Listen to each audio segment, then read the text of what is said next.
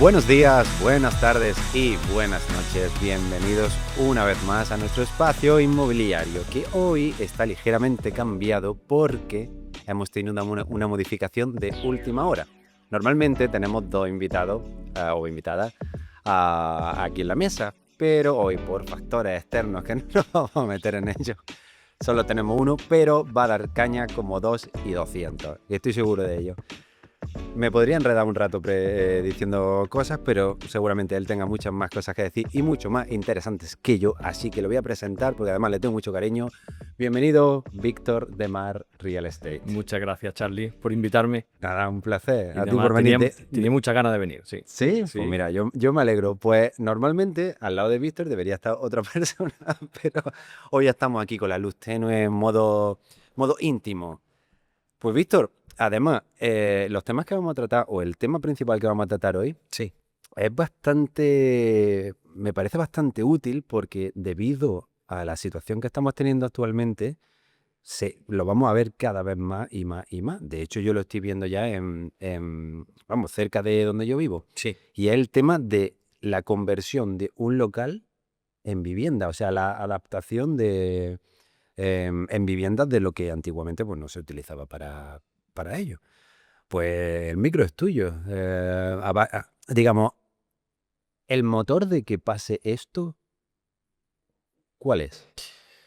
Bien, el motor de que ocurra esto es principalmente, bueno, son dos cuestiones. Primero, la falta de vivienda en determinadas áreas, ¿no?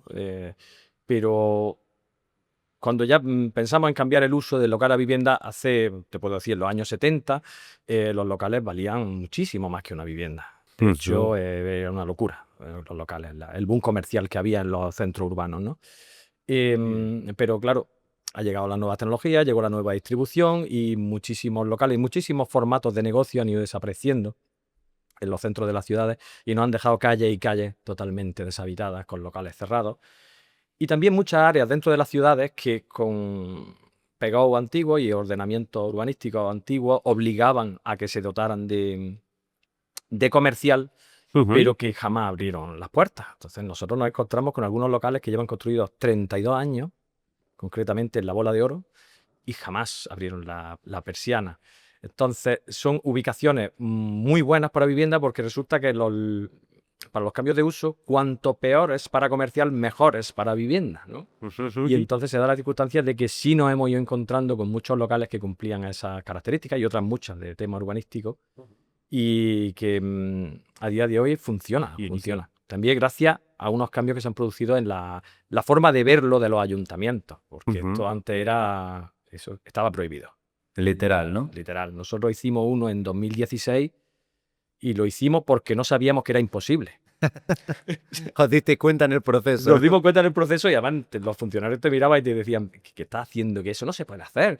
No, mire usted. Y iba a hablar con el registrador y le decía al registrador, ¿cómo vais a hacer eso? No, pero mire usted que ya hay aprobado. ¡De loco! Sí, oye, y tenías que ir personalmente al registrador. De hecho, a día de hoy todavía algunas veces hay que hablar con el registrador a explicarle determinados detalles que en algunos casos ellos mismos desconocen de los cambios de uso. Claro, además el ejemplo que ponías de los locales de la Bola de Oro, que ya la propia zona en 32 años ha tenido que evolucionar una barbaridad. Claro, es que no tiene de lo sentido. que era, además, la Bola de Oro, un buen ejemplo. Claro, la Bola de Oro cuando nació fue un PERI, ¿no? Un plan parcial, que podríamos decir, que obligaba a unas dotaciones específicas. Por ejemplo, hay manzanas que tienen que tener 800 metros cuadrados de comercial y por fuerza. De hecho, cuando vas a hacer un nuevo cambio de uso, tienes que verificar, tu arquitecto tiene que verificar que sigue quedando esa dotación mínima. O sea, que hay manzanas que a lo mejor tienen 2 o 3 cambios de uso y ya no se pueden hacer más. Cuestiones que hay que vigilar bastante. Y se está ahora viendo, digamos, la gente te llega a la oficina diciendo, mira, pues me gustaría a lo mejor plantear esta posibilidad o esto de, ¿quién lo solicita más? ¿El que lo va a habitar o el inversor o el...? Bueno, tenemos distintas formas de verlo. Digamos, hay quien lo puede solicitar porque quiere promover el cambio de uso, digamos, desde el punto de vista del pequeño inversor que quiere hacer el cambio de uso. Nos llegan. Pero después estamos, cuando ya hemos hecho nosotros el cambio de uso, nosotros desarrollamos ese cambio de uso, el cliente finalista, que acaba por no ser tampoco el cliente finalista, porque casi todos ellos sí, los que compran los cambios de uso a día de hoy, la mayoría de los casos son pequeños inversores que lo van a destinar a alquiler. Como te digo, también nos encontramos con la persona que él quiere desarrollarlo y tiene el local y viene o que le prestemos asesoramiento directamente o te lo ofrece, ¿no? La forma de desarrollarlo es la misma, ¿no? Hay que seguir determinadas pautas, ¿no? Hasta que conseguimos cambiar la naturaleza de algo que es comercial a que sea residencial. Se me está viniendo a la cabeza, yo creo que cuando una persona decide, en este caso, coger su local y convertirlo en una vivienda, el principal enemigo máximo absoluto es la comunidad de vecinos. Correcto, ¿no? Y sí, y luego el ayuntamiento. Y el ayuntamiento, o sea, están como en un pilar. No, uno en otro. primero, bueno, no sé cuál de los dos, sí, pero bueno, empecemos por la comunidad. La comunidad siempre te va a decir que no. Siempre. Eso aquí no se puede hacer. Directamente, Sí, tajantemente, directamente, ¿no? Esto aquí no se puede hacer. Además, eso está prohibido. Te puedes encontrar de todo. Con el tiempo, ya hemos aprendido, ¿no?, cuáles son las pautas. La comunidad no te puede decir que no. Mira, pues, curioso. Lo primero que hacemos cuando vamos a estudiar un cambio de uso es pedir la certificación registrada y los estatutos de la comunidad en el registro de la propiedad. Si no está expresamente prohibido por acuerdo de todos los partícipes de la comunidad, si no está expresamente prohibido en los estatutos registrados que no se pueden hacer cambios de uso en esa comunidad, están, por exclusión, están permitidos. O sea, la comunidad, ni preguntarle. Claro, eso como se suele decir, todo lo que no está prohibido, por Claro, ende, pero está hasta 2013 no era así. Era todo lo que no estaba permitido estaba prohibido. Estaba prohibido. Hasta que el Colegio de Registradores, creo que la Dirección General de Registro, autorizó ese cambio. Que ese cambio es el que hemos tenido que ir llevándole uno por uno a los registradores para que vean, oiga, que sí, que esto es así, que no hace falta el acuerdo de la comunidad. Qué curioso. Y entonces sí, ¿qué es lo que se suele hacer? Pues también pues, ir de la mano un poquito de la comunidad, de los administradores de fincas también, ¿no? Para que vean que también con el tiempo ya lo van viendo con bastante más naturalidad cuando se ve que se hacen cambios de uso en el edificio de enfrente y no ocurre nada, Y no hay un pasa cataclismo. nada. Incluso mejor cuando ya puede explicárselo. A nosotros nos ha ocurrido de tener que explicarlo en reuniones de juntas de vecinos, Bueno, bastante hostiles casi siempre, pero claro, cuando le explica, y, oiga, es que al vecino del primero siempre será mejor que usted tenga una vivienda debajo de su casa que a que le ponga yo, por ejemplo, no sé, una churrería. sí, desde luego. O un bar de copas, ¿no? Entonces, Visto así, y es así, sí, pero claro, claro. entonces los intereses del vecino que venga aquí a vivir estarán totalmente alineados con el propietario del resto de viviendas, ¿no? Que al contrario, cuando se ponía por ejemplo, por decirlo de alguna manera, un negocio de hostelería, que puede ser más o menos molesto, la convivencia con los vecinos de arriba algunas veces es problemática. En este caso eso se elimina. Entonces también hay que intentar venderle eso, y como se está generalizando también el tema de los cambios de uso, la gente ya lo ve con más... En general no suele haber problemas. Al principio siempre cuando se inicia algo nuevo o novedoso, siempre crea una rechazo. especie de, el shock de no. Sí, no, y esto aquí no puede ser, esto no se ha hecho. Y siempre en todas las comunidades, como sabemos, siempre hay algún sheriff, ¿no? Sí, Que es un siempre. justiciero, ¿no? Y que tiene que Me he salvaguardar. cruzado yo con alguno que digo, madre mía. Que vamos, para que se relaje. Hay que tener paciencia. Y luego el tema burocrático con los ayuntamientos es igual de bonito. Pues mira, por lo pronto te encuentras que cada ayuntamiento tiene una norma distinta. Directamente. Lo que es obligatorio en Granada te lo prohíben en la Zubia. Así, directamente. Madre mía. Te cuento cómo es en Granada, así a bote pronto. Bien, tú compras tu local, haces tu proyecto y lo llevas al ayuntamiento. En el ayuntamiento se pasa del orden de unos 8 o 9 meses. Sí. 8 o 9 meses. 9 meses, sí. Tienes que pedir el permiso, tienes que pedir licencia de cambio de uso y licencia de obra. Y además nos van cambiando últimamente las reglas del juego, por lo cual a medio plazo tienes que añadir algo, ¿no? Pero bueno, ya más o menos nos vamos enterando no sé, llevamos 8 cambios de uso o algo así. Ya nos vamos enterando de cómo lo quieren. Pero que ya te digo que se pasan 8 de media. He visto compañeros de la plataforma que se han pasado un año. Una locura. Una barbaridad, ¿eh? Entonces, lo que te puede pasar 8 o 10 meses de gestión, Luego la obra la haces, si tienes la gente preparada, en 2 o 3 meses la puedes hacer.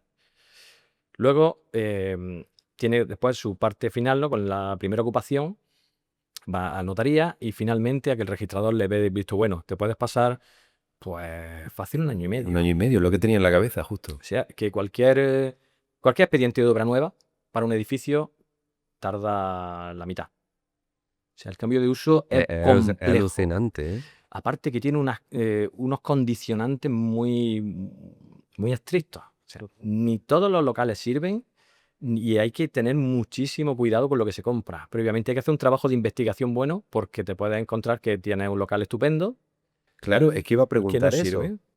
¿Qué necesita tener un local para que pueda ser Pues te habitable? digo que nos hemos encontrado gente que ha llegado a nuestra oficina pidiendo un milagro porque ha comprado el local y le han dicho que no puede hacer cambio de uso. Literalmente. Literalmente. O sea, pero Que lo ha solicitado al ayuntamiento, o sea, primero lo compra, llega al ayuntamiento y el ayuntamiento le ¿y, dice, y aquí ante no. eso qué haces? O sea, nada, comerte el local sin Tienes un esa- local. Fíjate, las garantías que tú tienes cuando tú vas a comprar una vivienda, está a la vista. Conoces el barrio, conoces la altura de la vivienda, a la vista pues conoces los metros y compras tu vivienda, sales por la notaría y tienes tu vivienda, ¿no? Y puedes hacer uso de ella. Es difícil que haya algo que no te cuadre, ¿no? En un local no ocurre eso. Un local que vayas a destinar al cambio de uso. Tiene limitaciones en altura. O sea, que tiene que tener un mínimo de altura para cumplir el PGO. Tiene que tener un mínimo de superficie. Tiene que tener un mínimo de ventilación.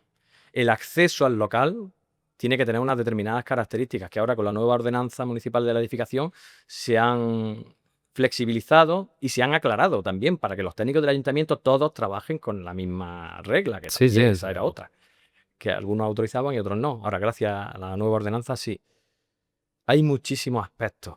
Como compres un local grande que quieras segregar, tienes que tener mucho cuidado si puedes segregar ese local. Si la comunidad no lo ha prohibido, si determinados años, por ejemplo, de lo que se hiciera la obra nueva entre 2003 y 2011, si no está expresamente autorizado y bien dicho y tal, no puedes hacer las segregaciones. Te encuentras una cantidad de casuística Jolina, pues que es terrible. Ya te digo que no todos los locales, ni muchísimo menos, cumplen. así a grosso modo, ¿cuántas dirías que haya o que tú hayas visto o lo que sea un número aproximado de conversiones que haya habido ya? Di un dato hace un tiempo, la alcaldesa, Marifran Carazo, creo que fue al final del año pasado, de que estaban gestionando en ese momento en la gerencia de urbanismo del entorno de 90-100 expedientes. ¿Cuántos puede haber? No sabría decirte el dato, pero que Pues- yo creo que no sabría decirte cuántos, pero sí sé que veremos algunos más durante este año y tal, pero no va a haber un gran boom. Por lo que te digo que no todo cumple, ni mucho menos, y se tiene que dar una circunstancia. Hombre, que estamos viendo que suben los precios de las viviendas, también los propietarios de locales pues Claro, los están subiendo.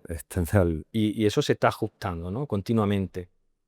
Para que tú puedas hacer el cambio de uso, se tiene que dar la circunstancia de que la vivienda que hay arriba sea mucho más cara que tu local. Si Ajá. no, cualquiera compraría en el primero, en el segundo, en el tercero. Claro, Nadie y- compraría un local, ¿no? Evidente- En planta baja. Entonces, Lógicamente claro, no tiene entonces eso se sentido. da en determinados barrios. Hay barrios en Granada donde eso todavía no se da y hay muchísimos locales. Y no tiene sentido querer hacer un cambio de uso y vender una vivienda de 2 dormitorios por, no sé, 150.000 euros, donde el tercero vale 150.000 euros. Claro. No, Claro, ¿dónde vamos a cambios de uso? ¿Dónde los estamos viendo? En determinadas áreas donde los precios permiten, no solo los precios permiten, sino la distribución de los locales, que sean exteriores, que se acceda desde zonas comunes, claro. y eso se va a agotar. Hay los que hay. Ujú. Sí, eso es así. Sí. ¿Y qué tal? Y por ejemplo, si te vamos a hacer un resumen de yo llego a tu oficina, te digo, Víctor, quiero hacer esto, así como inversión. Yo soy Sí. un inversor y yo quiero hacer esto. Tú podrías, por ejemplo, decir, mira, pues tengo aquí en cartera tantos locales. He formulado mal la pregunta. La Sí. pregunta es, ¿tú sabes ya si los locales lo permiten previo pedir la de esta? ¿O tienes que, independientemente de que cumplan, Sí. luego puede revertirse la situación de tal forma que digan, no, pero es que Hombre, una vez que siempre pida el permiso? existe un riesgo, igual que el que compra un solar, ¿no? El solar Contra buen ejemplo. tiene unos derechos de edificación, pero tú lo sustancias cuando tienes una licencia. Entonces, tu derecho se ha sustanciado en un documento público que ya te habilita, ¿no? Los reconoce, digamos, ¿no? Claro. En el local lo mismo. Tú tendrás ese derecho el día que salgas por la puerta con la licencia. Entonces, y tú puedes pedir la licencia de un local X, o sea, mirar o informarte si ese local podría ser previa compra. Sí, puedes pedir hacer una consulta, pero si te va a tardar 8 meses, el local ya estará Ya también es verdad. en otro sitio. ¿Qué es lo que hacemos en estos casos? Vamos, digamos, la técnica del salami, ¿no? Empezar por Capa y lo más volvemos. restrictivo y entonces ir andando, ¿no? Como te Joder, digo, que- por lo pronto ver que el local cumple las características para decir, oye, macho, yo podía vivir aquí, ¿no? Ujú. Yo te digo porque yo en 2016 estuve viviendo en... ¿Así? Ese primer cambio de uso fue mi vivienda. Anda, ¿y qué Fue- tal? De hecho, fue la primera vivienda que tuvimos mi mujer y yo. Anda, no me digas. Y muy bien. Y además era tipo loft, así muy grande, ¿no? Y la verdad que bien. Y lo vendí en 2022. Sí, sí, aquello funcionó bastante bien. Claro, entonces a raíz de eso fue, digamos que te inmiscuiste un poquito más en este tipo de cosas. Bueno, ya sabíamos que se podía hacer. Y ya habíamos visto, hacía unos, no sé, unos 4 años que ya se venía haciendo con cierta regularidad en Madrid y en Valencia. Y se estaba haciendo porque ya el ayuntamiento, esos dos ayuntamientos iban por delante, sobre todo Madrid. Ujú. Y había empresas especializadas y gente generosa que hace podcast también sobre estos temas. Y claro, se te enciende la bombilla y oye, vamos a mirar y viendo locales. En principio eran locales de entidades financieras. Ujú. Pero claro, siempre tienes que empezar con el primero y tirarte a la piscina. Y bueno, pues siempre Siempre he es la arriesgado. primera vez, desde luego. Claro, porque la curva de aprendizaje cuesta. No, no, claro, y además siempre al principio, bueno, yo podría poner mil ejemplos de cosas mías de mi propio trabajo, pero te das cuenta al principio cuando te matas a buscar información, no hay nada escrito, está todo ahí cogido con pinzas, luego ya pasa el tiempo y madre mía, ahora es Claro, parece que gente ya... quejándose, digo, no tenéis ni idea. No, pero es verdad, claro. Damos por hecho tantas cosas nosotros mismos, que cuando las hemos hecho, damos por hecho que bueno, que esto era lo normal, hacer esto, ¿no? Pero bueno, cuando te pones la primera vez, da vértigo, ¿no? Y Sí, cuando sí, dices, claro. oye, que hay que invertir, no sé, 100.000 euros, Jugándotela. jugándotela, claro. Tienen que sobrar. No me tiéis, pero al final, claro, porque es una pequeña promoción inmobiliaria. Claro, claro que no. Porque Si no, es no es que- lo mismo cuando compras la vivienda tal cual, como nosotros hemos hecho tantas veces, o sea, que la compramos y la reformamos, pero siempre parte de la base de que la naturaleza jurídica de lo que estás comprando no cambia. No te pones en manos de una administración para que te autorice. Sí, ya, bueno. No, no, que iba a decir, digo, todo esto, que lo estaba barruntando en la Sí. cabeza, digo, todo esto viene al final por la escasez de vivienda, que es básicamente el, ¿no? Sí, por ejemplo, O por darle uso también a esos Bueno. locales vacíos que están ahí sin sentido, o cómo. tiene varias cuestiones. Por ejemplo, hay barrios, por ejemplo, te digo, vuelvo a Bola de Oro porque allí funcionó de maravilla, ¿no? Allí hay muchos constructores que hemos hecho cambio de uso porque es que parece que aquellos locales estaban hechos para ser viviendas, con ventanas atrás dando a las zonas comunes, vamos, acceso desde jardines, o sea, muy bien, ¿no? Pero claro, esto parte de la base de la escasez de vivienda. Si hubiera una oferta de vivienda suficiente,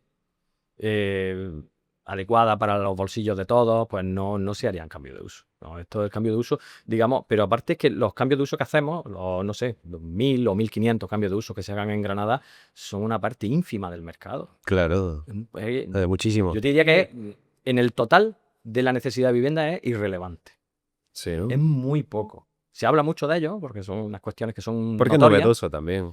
pero que no cubre. O sea, aparte, si lo sacas del contexto de Granada capital y del centro, de los barrios así más, con precios quizá más altos, por ejemplo, ¿qué decirte? En el área metropolitana, por no decir ningún municipio, es muy poco viable hacer un cambio de uso por el tema del precio de la vivienda que tienes encima.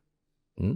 En el podcast de la semana pasada estábamos hablando precisamente de que podría agilizar el tema de la creación de nueva vivienda que se liberase suelo por parte del ayuntamiento y demás. Yo no sé si al final volvemos a lo mismo, que todo va muy lento y no sé hasta qué punto.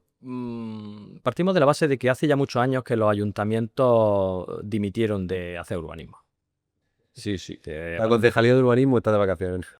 No, vamos, los ayuntamientos que desarrollaban PEGO y hacían nuevos desarrollos de suelo, eso llegó el 2012, 2013 y aquello era poco menos que un delito. Todo lo urbanístico era un problema y nadie quería saber nada de aquello. ¿Qué es lo que pasa? Que hemos pasado 10, 12 años sin que las ciudades, todas las ciudades, hagan urbanismo y desarrollen la herramienta urbanística, ¿no? Sí, que haya De un plan, planes vamos. parciales, de unidades de ejecución, necesarias para que los suelos sean finalistas. A día de hoy hay muy pocos suelos finalistas para que los promotores con músculo, puedan promover. Por ejemplo, aquí en Granada se está promoviendo, ya te digo, una fracción de lo que necesita Granada. Y principalmente, entre otras cuestiones, es la escasez de suelo. Es un gran problema. Y el otro problema, en mi opinión, es el código técnico de la edificación. Es la palabra que yo creo que se ha repetido, al menos en 4 episodios, ha Sí, salido. sí, porque a día de hoy, cuando piensas en vivienda asequible o incluso VPO, los constructores están construyendo Ferrari. Ujú. Antiguamente, Lo hablábamos en uno, tú eso. antiguamente podías fabricar viviendas muy adecuadas a cada demanda, con un nivel de calidades muy variable, siempre cumpliendo el reglamento que existía, que es que no existía nada antes del código técnico, había un reglamento que había que cumplir Really? obligatoriamente, y había normativa, o sea que no pasaba nada. Estamos acostumbrados a ver viviendas de los 90 y los 2000 y son perfectamente dignas para vivir en ellas, ¿verdad? No. Que no te diga de qué año es la mía. Pero bueno, pero yo te digo, esas que de los 90 y los 2000 que se construyó bastante, no ocurre nada, no son viviendas ínfimas, ni son No. infraviviendas, ni nada de eso. Cumplen perfectamente su cometido, incluso sin reformar. Pues, como no se ha hecho urbanismo, no hay suelo. Pero el código técnico estrangula totalmente es una intervención del mercado. Ujú. Una intervención terrible. O sea que en mi opinión, es que habría que derogarlo. Directamente. Fuera. Y hacer un mercado libre, máximas calidades y otras calidades más contenidas, dignas, por supuesto, pero que las parejas jóvenes puedan entrar a una vivienda, su primera vivienda, de la forma que se lo puedan permitir, porque si no, hasta los 35 años viviendo con papá y con mamá. Lo comentaba en uno de esos episodios que yo mismo, hace relativamente poco compré la vivienda y mirando VPOs y yo decía, pero digo, VPO, vamos, porque lleva las siglas, pero vamos, esto es una vivienda, pero de super calidad, Claro. con zonas comunes, unas cosas que yo decía, vamos, en general, casi Sí. todas sobre plano, ¿no? Y alucinaba, pero también alucinas con el precio, dices, vale, Esto no es lo que era el menos VPO. mal que esto tiene un porcentaje Sí. de subvención, que si no, ¿qué costaría esto? Claro, pero es que fíjate, en los 90, los 2000, por ejemplo, en el año 95 hubo una crisis, lo que llamaban la crisis del 95, y todos los constructores se giraron a la VPO. La VPO tenía subvenciones para comprador, subvenciones para el promotor, había préstamos cualificados, oye, había una demanda más que suficiente. El 50% de las viviendas que se hacían en España eran VPO. Ujú. Es cierto que por según qué barrio, al paso del tiempo te vas fijando y Sí, siguen los tienen tu placa cartelitos, las y plaquillas. eran VPO, pero se compraba y con bastante normalidad. ¿Por qué? Porque permitía la VPO una vivienda realmente asequible. Y las parejas jóvenes entraban a su VPO. Que luego la quieres vender, pues la vende al precio que te marque la delegación de aquí de urbanismo y Oye, y no se puede hacer de otra manera, digamos, porque claro, se me ha venido a la cabeza el tema de los containers y todo este tipo de cosas, algo en plan low cost no se puede hacer. se podría hacer. Se está abogando mucho por el tema de la industrialización. La industrialización también está bastante denostada, pero que con los años también se va viendo porque es como la única solución que tenemos a día de hoy para poner vivienda en el mercado. No hay otra. No hay otra porque, por ejemplo, la mano de obra en construcción, a día de hoy en Granada, en la provincia de Granada, trabajan menos de la mitad de los que trabajaban en 2007 en este sector. O sea, no hay gente en la obra. No hay gente, es un grave problema. La industrialización que permite, pues, construir las viviendas en naves industriales y entonces, pues, los plazos se acortan, la calidad se incrementa y lo que se hace es un montaje en obra. Hay que adaptar la financiación a ella. ¿Qué es lo que pasa? Que ahora se está apostando mucho desde las administraciones por la industrialización, pero claro, desde que esa industria se ponga en marcha hasta que empecemos a verla en cantidades suficientes para cubrir la demanda, pueden pasar 5, 6, 7 años. porque tú no puedes crear una industria de la nada. Sí, que nos tenemos que remontar al 30 por ahí. Claro, entonces las empresas se tienen que incorporar al sector, habrá una curva de aprendizaje, habrá también otra curva de financiación que se adapta a ese sector. ¿Tú eso lo ves futurible? Sí. Sí, porque ya es una realidad en el resto de Europa. En Francia, yo hace ya muchos años que iba por el autobús y te quedabas mirando, mira, están montando a lo mejor un chalet. Sí. Ya no la plurifamiliar, que es lo que conocemos como prefabricado, una casa aislada, montándola con paneles y con secciones y en cuestión de... Sí, los casas modulares realmente, ¿no? Sí, O pero en una casa similares. modular hecha con hormigón, con paneles de hormigón.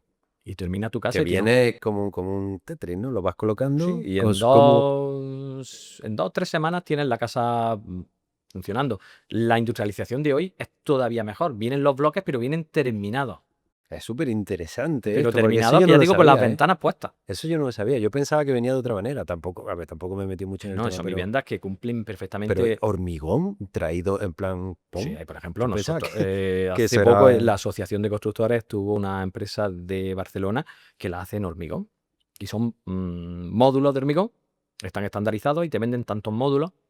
Sí, te venden como la casa Por tal y ejemplo, ellos te la montan, pusieron ¿no? el ejemplo de una casa que estaban montando en Mallorca y la montan en tráiler, tiene las medidas, los módulos exactos para ir en el tráiler y la mandan a Mallorca en el barco y en cuestión de un par de semanas tienes la casa montada, que tú previamente con tu arquitecto y la gente de allí la has desarrollado y te la han fabricado. Y el último día solo hay que hacer allí la cimentación. Es alucinante, ¿eh? Mm. Y me extraña que, sabiendo esto, me extraña que esto no haya pegado ya un pelotazo, porque realmente... Primero porque no hay industria. Hay muy pocas empresas que lo hagan. Las que lo están haciendo ahora mismo todavía es un poquito más caro que la construcción convencional. Pero los plazos se acortan de Claro, una es que, pero forma. que estamos hablando de 2 semanas, lo que tarda en construirte una casa, que ¿cuánto puede ser? Por ejemplo, aquí ya 6, 7 meses en Granada mínimo. ya sí se están empezando a ver las nuevas promociones, lo que son los módulos de baño prefabricados. El módulo de El baño así. módulo de baño llega y lo empotras y tienes tu baño totalmente fabricado. En algunas residencias de estudiantes se está viendo, aquí ya en Granada lo están haciendo así. Pero la idea es pasar a la máxima industrialización. Jolines. Y se puede hacer, ¿eh? Y funciona. Oye, qué interesante, ¿eh? Ese es el futuro que tenemos. A mí me fliparía ver esto porque sí que he mirado mucho a nivel estético, a nivel funcional y todo esto, pero es verdad que las partes materiales me las saltaba porque digo, bueno, si total lo miro por gusto. Y también tiene dos cuestiones Pero- también muy importantes la industrialización. La industrialización es que el trabajo lo que es el típico trabajador de la construcción pasa a ser un trabajador de la industria. Pasa a trabajar en una nave con las comodidades que eso tiene.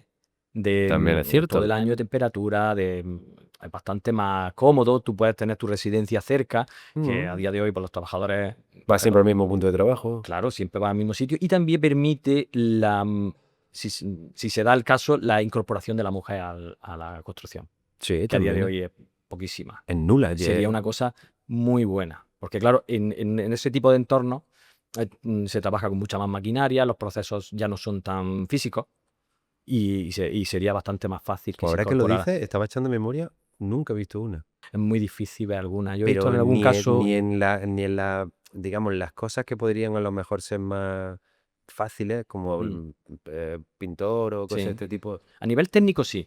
Técnica, Hay efectivamente, muchísimo, hay efectivamente. muchísima. Yo te diría que Efectivamente. no sé si 50-50 a día de hoy, pero lo que es la incorporación a la base de lo que es los oficios, ¿no? El hacer oficio dentro de la Sí, la construcción. carpintería, fontanería, lo básico, el Lo albañil. eso, por ejemplo, los yesos, lo que has dicho tú, la pintura. Hay muchísimos aspectos donde se podría incorporar. Pues chicas, ya sabéis, hacen falta.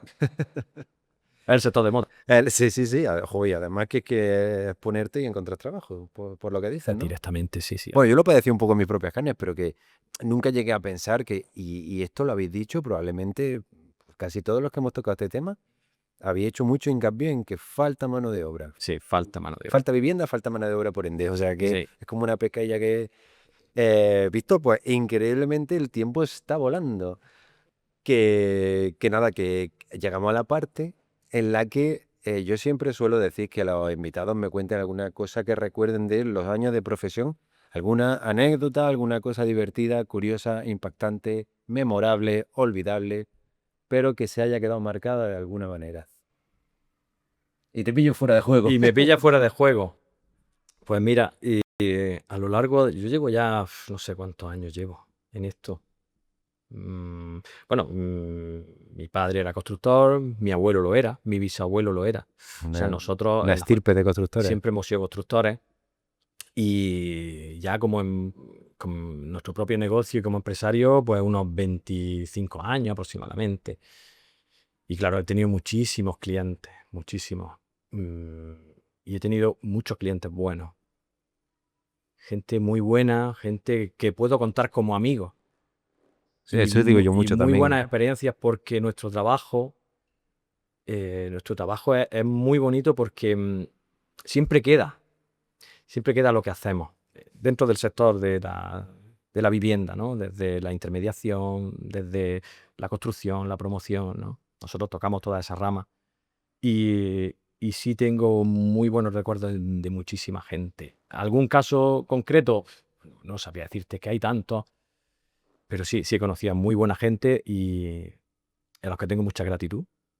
Y ya te digo, puedo contarles como amigos, se nos han dado muchísimos casos y de gente que también nos ha agradecido muchísimo nuestro trabajo. Pues a eso espero que les mande Y nos queda mucho por delante todavía. Mucho este- bueno por hacer. Efectivamente. Pues Víctor, brevemente, datos de tu empresa, dónde encontraros. Bien. Todo Pues este mira, tipo de nosotros cosas. estamos en la calle San Marcos, transversal a la calle San Antón, aquí en Granada. Y nuestra empresa se llama Más Real Estate, aunque tenemos otra empresa que es la constructora que se llama Edificación y Viales, que es la matriz, digamos, ¿no? Y pues allí nos podéis encontrar. Nuestra actividad principal, bueno, aparte de la intermediación, ¿no? Es la construcción. Nosotros tenemos ADN constructor Ajá. y promotor, ¿no? Y esa es nuestra trayectoria y la verdad que nos encontramos bastante cómodos ahí. Perfecto. ¿Y página web? Página web es margranada.com. Es y que ahí hago podéis mucho, encontrar. recuerdo mucho lo de las páginas web porque a veces, Sí, como en este caso, yo a lo mejor pondría más real estate, no sé qué, y ahora es Mar Granada. Por margranada.com. eso, para que no nos www.margranada. liemos, Sí, sí. estáis en redes sociales, tenéis Facebook, Instagram, No, eso lo trabajamos Twitter. poco. Ya Ana nos cuida, Bueno. cuida de las redes sociales. Bueno, ¿viste alguna cosilla más que quieras añadir? ¿Alguna cosa? Pues no, pues Que vayan a verte, ¿no? Y a ver que a vengan a vosotros. vernos, que si tiene estaremos encantados de echarle una mano, sobre todo por esto que hemos comentado hoy del tema de los cambios de uso y que también estamos ayudando a mucha gente que viene simplemente por buscar algo de orientación o por buscar un poquillo de ayuda o de que les puedas dar las 4 claves. De forma desinteresada también se le pueden dar, ¿no? Si te encuentras con un local, que si después pues, podemos encontrar algún tipo de colaboración, oye, perfecto. Pues mira, O sea, que perfecto. estaremos encantados de ayudarles. Pues muy bien, pues vamos a poner el broche final a este podcast. Te iba a decir lo dicho, pero no lo he dicho. Muchas gracias por venir, espero que hayas Gracias, estado a Charlie. gusto. Te invitaré otra vez más con alguien y si no, pues te vienes todas las veces que tú quieras aquí Además, solo. nuestra otra invitada se lo ha perdido. Nuestra otra invitada, no vamos a decir quién es, pero bueno, lo dicho, que muchas gracias por venir. Muchas gracias a ti. Le voy a pedir a mi compañero Ángel que se acerque a la cámara porque tengo la sensación de que no está grabando y antes de despedirme, está grabando. Gracias. Es que se me ha olvidado cambiar la batería. Pero bueno, estas son cosas que pasan siempre en el directo. Que espero que hayáis disfrutado de este episodio, que creo que ha sido muy interesante, que creo que este tema que hemos tratado va a salir más a menudo cada vez, porque al final el problema de la vivienda va a persistir y que al final todo este tipo de cositas, pues cuando tengáis la duda, os metéis en el podcast que va a estar siempre colgado y la resuelve. Y si queréis la versión extendida de ello, pues los llamáis, que para eso tenéis sus datos y seguro que están encantados de ayudaros. Desde la técnica, Ángel Sánchez, técnico y comprobador de cámara. Yo soy Charlie Bonal. Muchísimas gracias por estar ahí. Que tengáis muy buen día, muy buena tarde y muy buenas noches. ¡Chao!